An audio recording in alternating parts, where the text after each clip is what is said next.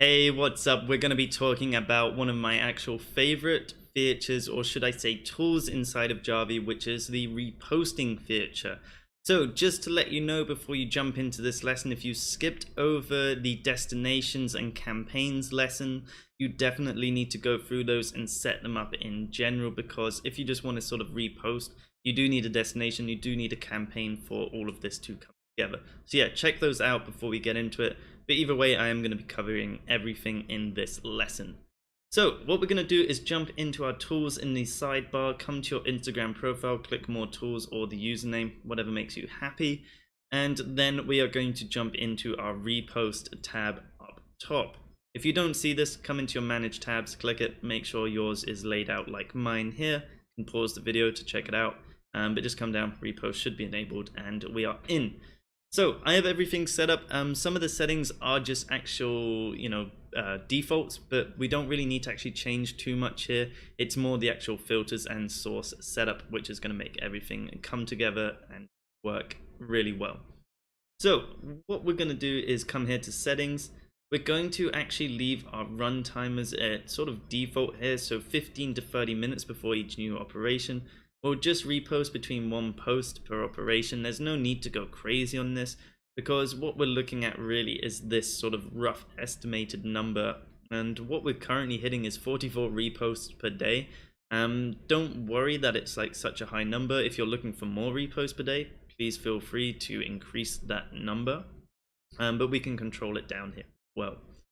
But other than that, yep, we're leaving it 1-to-1, 30 to 60 seconds. There's no need to change this. We're just only ever reposting one image at once. There's no delay between those reposts. And then what we're going to do is come down to our repost limits. So each day, I like to run between 5 to 15 reposts. What this is going to do in my mind is how I'm thinking, is I'm going to get a range of 5 to 15 new images, which then are going to be added to my drafts in a campaign. So then I can go in, after a week into my drafts, look through all the images that have been added, and then maybe add 30 of them to my queue. Sort of like go through them, make sure the captions are good, change things, get rid of like the bad looking images, because while we can control reposting pretty well, it will repost maybe like an advertisement image in there and things like that. So we're going to do 5 to 15. Feel free to change this number to whatever you want. If you want to do more per day, increase it. It's completely up to you. I then enable repost users most recent posts. I'd like to just target their most recent free. They're generally the most newest ones, the freshest. And then that leads us down into our post filters. And just if you want as well, limit maximum number of reposts per user. It is there. I don't recommend doing it, because you're going to be obviously targeting users where you actually like their content and continuously want to be reposting from them. So we're going to make sure that we are going to choose image or video. If you only want to upload videos to your account, maybe your niche account that only uploads, funny dog videos, make sure videos is enabled, images, of course, etc. We're going to make sure they're posted within the last 1 day, and this may seem weird at the start because you're like, well, 3 days ago they posted a really good image, but once reposts gets running, you just always want to be getting their most newest image. So with that 1 day limit, it's always just going to be looking for the most new image that was posted within a day, which is great. We're going to filter the post by the number of likes, and we're also going to be looking at this just down here in a second. So it is optional between these two. But you've got to think in your mind, who are the accounts you're going to be reposting from? What is the average amount of likes they get? If, maybe let's say under 1,000 likes on all the account just sucks. Therefore, you're not going to get those images. You're going to get the best ones. But what I like now is that Java did add in a new option instead of this, which I like a lot more, is filter post by the number of likes will turn off. And instead, we're just going to quickly skip through this. But we can repost only if the engagement is greater than, and what we could do is just, a small amount, just like 5%, just a 5% increase on engagement. Even if you just want to do 1%, that's fine. You're just always going to be getting the sort of better images that they're uploading. But I think a 5 to 10% range is really nice overall. And this is going to work realistically only on accounts that are getting over 1,000 likes, because it's going to give a bit more of a flexibility on that 5%, engagement increase. But it is optional. If you just want to repost everything someone's uploading, make sure these just aren't turned on as well. But they are there, which is really nice to have.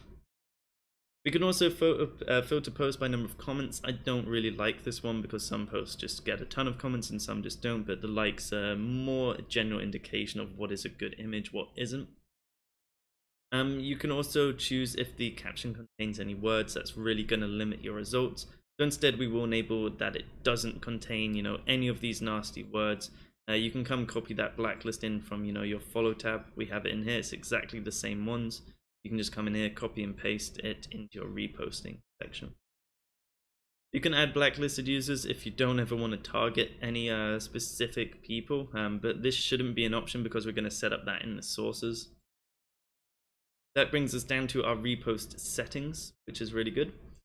So we're going to send posts to a campaign instead of just instantly posting on your wall. You don't want to do that because you're going to have no control.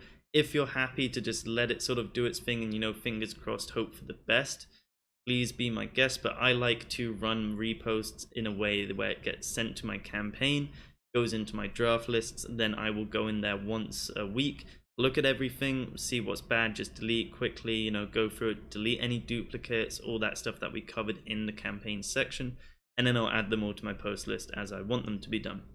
So yeah, this isn't fully automated. It can be if you want.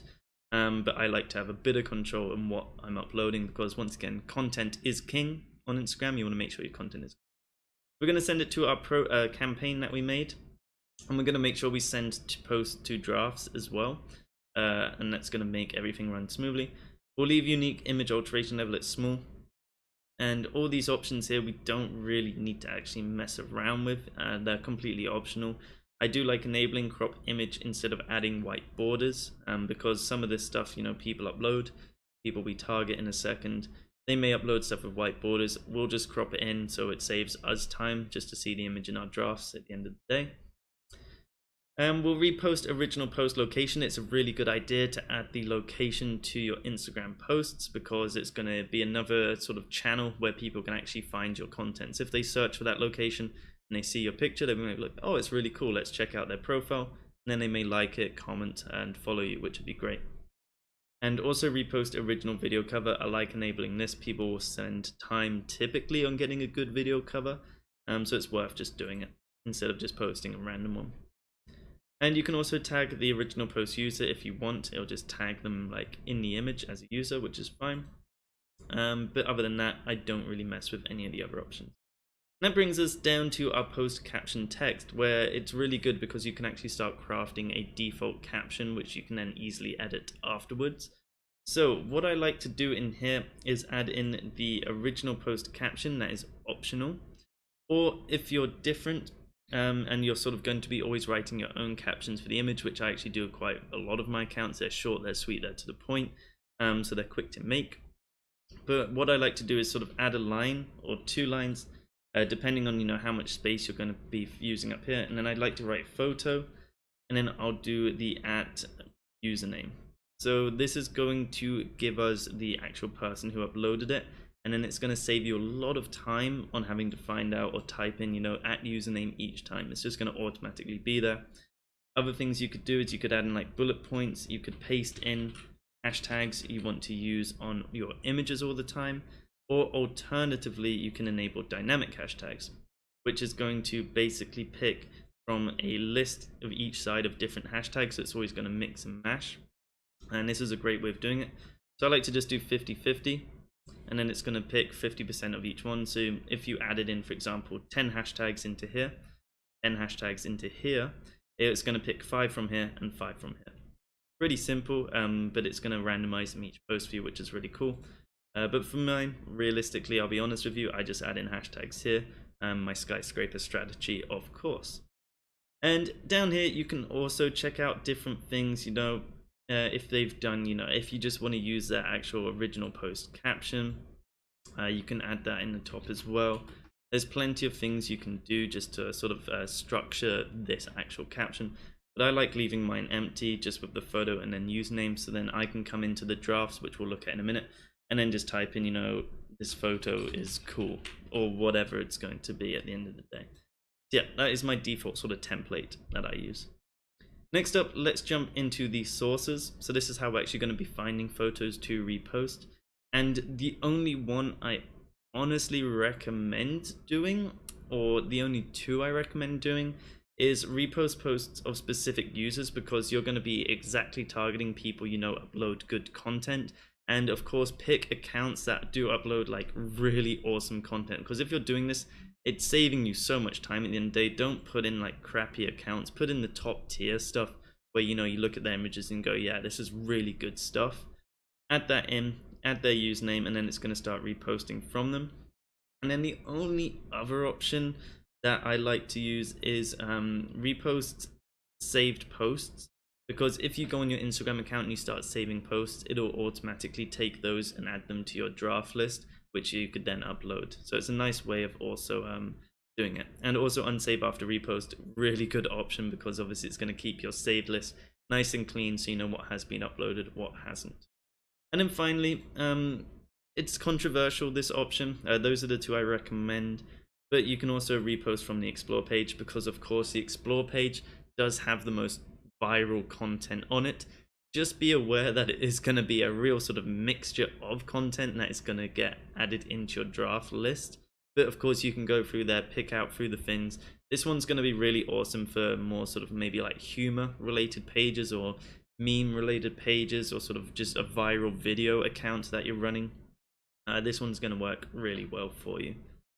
Other than that, this is the one I typically go for. I just like using this, adding in lots of usernames that I know have really awesome content, so it gives me a big range to pick through. And then results, you'll see in here, of course, what you've actually reposted. But let's jump all the way back into our campaigns. So we're going to come to our campaigns. This is the one we selected to actually be added to our stuff.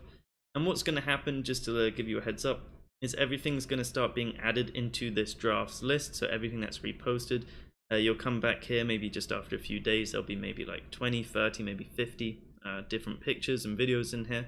And then what you want to do is just, I like to hover over the image once it's in here, check it out, see if it's good, and then I'll click edit. I'll edit the caption to how I want it, make sure everything is good, and then I'll just send it to the post lists. And then because we have removed drafts when adding to post lists enabled, then add it to our post lists, and then because our campaign's already set up, it's going to publish on our Instagram destination that we created before.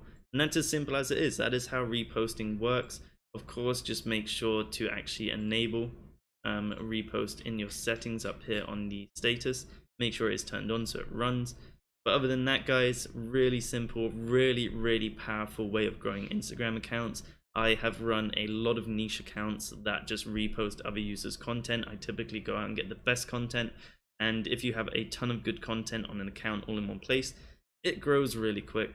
So use repost as you wish, but it is a great tool and I recommend you use it for your account.